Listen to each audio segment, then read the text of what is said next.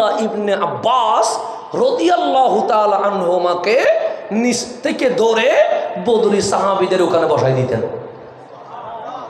মানে ছোট আগে আনি বসাইতেন কোথায়?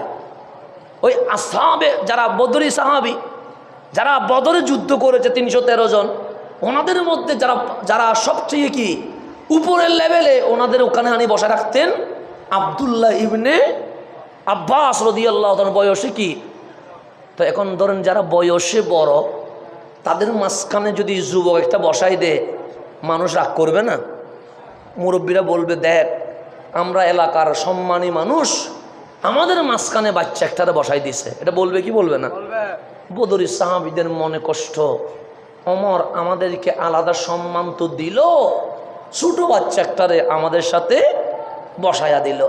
ফারুক আজম কথা কম বলতেন, কিন্তু যতটুকু বলতেন